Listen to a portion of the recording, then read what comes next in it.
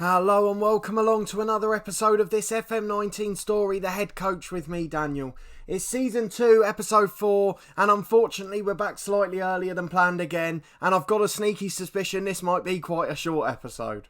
You may have already realised we're not stopped off at a match day, we've just finished a game actually, and there was plenty of bad news to come from it. So if we go and have a quick look at the schedule for the last few games, you were with me against Warren Point when all things were looking rosy at 4-1 win at home, and at that stage we were comfortably clear of the relegation zone, as we still are now despite opposition. Since then we've had a draw away at Ards, a bore 0-0, but we got the job done and that's all that mattered. But we then lost 3-0 heavily at Larne, a really poor performance, followed by 3 successive defeats this month after a good win in the Mid-Ulster Cup. So if we focus on that cup win first, we actually played almost a full team of the golden generation. So we had a young 17-year-old goalkeeper who was actually at the club already. The 2 centre-halves are from that youth intake, as is Hogan in midfield, Glasgow, Marito Marçal we know about as well, and the 3 subs were also all from that golden generation last year. So we're giving plenty of youth a chance, but unfortunately the board don't want to see that, they want to see about the results on the pitch, even though we're playing against teams significantly better than us, and the ones that we're expected to lose against. So we lost to Coleraine 3-1, obviously our former heroes from FM18, the head coach, and Aaron Burns was the one who put the nail in the coffin with a 95th minute free kick from 35 yards. We then had a narrow defeat at home to Linfield. We actually went 1-0 up for a Marito Marçal penalty, but we weren't able to hold on. And then against Glenarvan, Daniel Hughes ended another one of his barren spells in front of goal. But unfortunately we managed to lose the game despite being ahead in that one again, and we'd be going into the game against Crusaders next week in awful form and against another side expected to beat us, one of the only professional teams in the league. Despite that, if we look at the league table, we're actually quite a way clear, 7 points of Cliftonville, who are in 11th place at the moment, but they've just changed manager and they look like they're well on their way back up. We've since been overtaken by Ards and Institute and other teams around us, so we are in 10th place and we will be the ones they're chasing. But we've come back after this game for a few reasons. The board want to meet us to discuss our position at the club, which is only going to end one way. And also after that game we had a couple of injuries to Marçal and a 6-month injury to Declan Caddell. So we are starting to actually run out of players as well, as before that we still have McKinney out with a knock. So I've come back just in case this board meeting ends in the worst, so we're going to go and attend it. I've never had one like this before. As you know from FM18, I had a relatively successful career, and this one's not quite going to plan. In my other say part of the furniture with Torquay United, we're sailing along quite nicely, but in this one we've had a completely contrasting fortune. Those of you who've been following from the start will know what happened at Hemel Hempstead, and we look like we're going to be in a bad position here as well. So Keith Boyd, our chairman, he's not happy with our current performance and he's considering our position at the club. He'd like to know why we've performed so badly, and I'm going to tell him the truth. It's because we've had a difficult run of games, and he should give me more time because I'm playing the youth players and I'm benefiting the club long term. Let's see what he says to that. He feels the fixtures weren't that hard and that we should have picked up better results. Now there's a lot of options here, so maybe it's best I resign. I doubt that'll be the thing I say. You have to give me some more time. I'm not begging anyone. I promise you that things will look better in a month's time. We can't be going with that because with a young team we're going to be inconsistent. We don't want him to tell us what to do because he's going to set us a points target and we don't want to be going through that again. The last thing the club needs is more upheaval and you should show some faith. That's one that could be correct for this time. I don't know who you're going to get that's better than me. I'm not quite sure that fits because I'm sure they could find someone. If they sack me, they'll have an unhappy dressing room. I don't think that's true because I think enough of the players will be happy to see the back of me. The fans won't be happy. I'm not sure actually. Let's go and have a look at the confidence very quickly. In the competitions we're underperforming. In terms of the fans, not really. The dressing room atmosphere is good, so to be fair we might have a point with the squad, but I'm going to give the answer that I think is the most appropriate at the time. We're playing a lot of young players, we're trying to develop the club for the future, and all they want is instant results, so I'm going to tell them to show faith in me and we'll see what they say. We will give you some time, but we expect 7 points in the next 5 games. I think it's time that we go and look at who we've got next. In the next 5 games, we've got Crusaders away. They're 7th place, but they're a professional side. We've then got Cliftonville away, who we know are in 11th place. Glentoran at home. They're currently in 3rd and absolutely flying, so we're not going to get a result there. Institute at home, which I guess we should probably be winning. And then Ballymena away, who are 2nd in the league. So realistically there, we're looking at Cliftonville and Institute. That's 6 points. I don't see where the other points coming from. So I've got to tell them I don't mind you setting me a points target, but I want a lower one.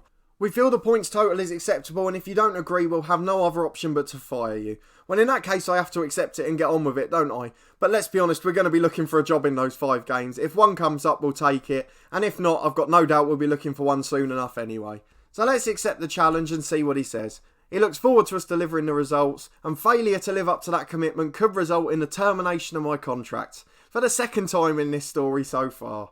Does anyone remember that optimism we had in episode 1 of this season, when we just won the opening game of the season and everything was looking rosy?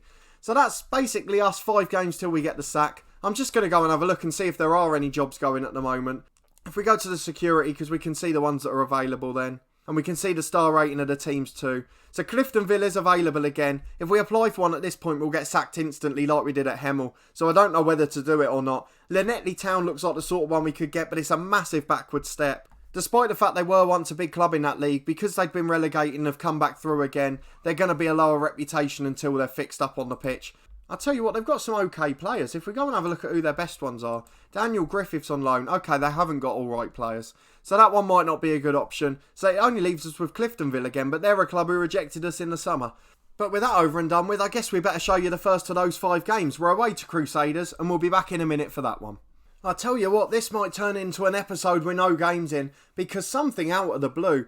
We've just been offered an interview by 2 clubs in this division. We haven't applied for the jobs, and one of them's Crusaders, who are the professional team in 7th we're playing next. I don't know how we'd pull that one off, but I'm going to attend both of them and give them an absolute chance. So Cliftonville first, let's get into that one. We're going to take you through both interviews, because why not? We need a job and we'll very much take one if it comes about. I wonder if I'll get sacked when they see that we've attended these. But to be fair, they must have given us permission to speak to them. Cliftonville, obviously reputation-wise, is still a bigger club than Dungannon. It's asking us how we feel about the step up, so we want to work at the highest level. The answers are always fairly similar if you want to get the job. There seems to be a certain malaise in our current squad. Well, that's interesting. Either I say I don't think things are as bad as people think, or I have to say it doesn't matter, we're talking about different players. So I'm going to say that we're not as bad as people think we are. It's acceptable how many jobs we've applied for. I had been applying for other jobs earlier in the season, which is where that's probably come from. Given the career I've had, it's an exception to media controversy. There's one journalist, I can't remember where he's from, and he just falls out with me over everything. I think it might be 442. So I'm sure they haven't got a problem with me in real life, but in this one, they're causing right chaos for me. They're looking for us to meet expectations. I don't know if I can honestly say I've got a good record, because I don't think I've ever met a league expectation. But I can just say I'm confident in reaching all the targets. The previous manager didn't have a good relationship with the supporters, but we always have had. It's my intention to commit to a long and successful career. Again, I've never been able to do it, so I can't say that. We don't need to make any changes to the backroom staff because we're not in charge of that. That'll be up to the director of football. We'll happily agree with their philosophies to help us get the job. Sign a large number of youngsters. That happens at every club in this league because that's all they can afford. And we'll leave it at that for now. They expect us to avoid relegation. Let's see what the point difference is. I think it was 7, wasn't it? Yeah, we're not going to do more than that. At least they're realistic. Dungannon last year were in the same position and they asked us to finish mid-table, which is where all this came from. We've got a transfer budget, which to be honest I don't think we need, so I'll say I'll work with a smaller one. And the wage bill, we're happy with it as it is. We don't need to ask for anything more from the club, and enlightening discussion's normally the one that gets you a job, so hopefully that'll be the case this time. And now we're straight into another interview with Crusaders. This one would be an absolute miracle. They're a professional club. They're right up in the middle of the league, but they've got a good budget, and we're going to give them every opportunity here. Of course we're glad to be talking to the club. It's certainly our preferred option, but don't tell Cliftonville that. Some people might be inclined to say we're taking a risk of leaving. Of course we are, but we want to make a fantastic opportunity to jump up the ladder. And what you don't know is we're about to be sacked. We're getting the same question about a malaise in the squad, so again we'll say it's not as bad as people think. Again, we've applied for a lot of jobs earlier in the season, so I think it's acceptable. A strong dressing room atmosphere is something that I'm very good at. It's the only thing I can actually honestly say at the moment. How do we feel about replacing a manager who's liked by the supporters? Well, my record speaks for itself. I'm liked by the supporters. At least I think I am. And they want longevity, and I tell you what, with a club like this, we could take them forward a bit and back into Europe, ideally. So we want to be revered like they are, and we've said just that. The club's been underperforming for a long time. Of course I'm the right person to turn it round. Again, no need for staff changes, I'm not in charge of that.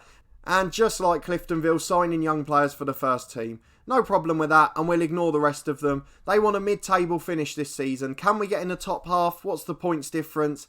I'll tell you what, there's a 7-point gap already, so we're not going to commit to that. We'll just say a mid-table finish. Again, we don't need the transfer budget. I'm not worried about that. And the wage bill's perfectly good enough here. I think that's about double Cliftonville's and 4 times ours. Is there anything else we want to discuss? Of course not. And another enlightening discussion. So hopefully we'll get one of those jobs. What we'll do is we'll skip forward to the next game. We won't play it, but we'll see if we get a job offer before then. And if not, we'll come back in the next episode for a surprise. So we'll be back in a minute on match day. Right, we're back on match day, and unfortunately we haven't had a job offer yet. There are some concerning news items here. Crusaders and Cliftonville have both approached Danny Lennon, who was a former St Mirren manager. I don't know where he is now. Let's have a quick look to see. He's at Clyde at the moment. So he's obviously the first choice for both clubs. So he could be a backup for one of them. But there's also a little news item here to say that Owens has been linked with Cliftonville, and that is a coach at Coleraine at the moment. So we could very well be losing out on both jobs. And it does mean the next episode gives us 4 or 5 different options. Obviously, we could still turn things around here and be rejected for all the jobs, but still be at Dungannon.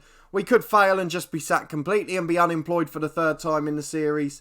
Or we could be at either Cliftonville or Crusaders, if by chance Danny Lennon and all the other options turn them down. The 5th option, of course, is that another job comes up and we get offered that. But that's looking extremely unlikely at the moment. But get your guesses in early. What do you think we'll be doing in the next episode? Let me know your thoughts in the comments, and we'll see how many of you are right. If you did enjoy this bizarre and slightly different episode, please put a thumbs up on it. Subscribe to the channel for daily Football Manager content from this story, the head coach, as well as my other FM19 series, part of the furniture, the One Club Challenge with Torquay United. But a massive thanks for watching this one as always, and we'll see you next time.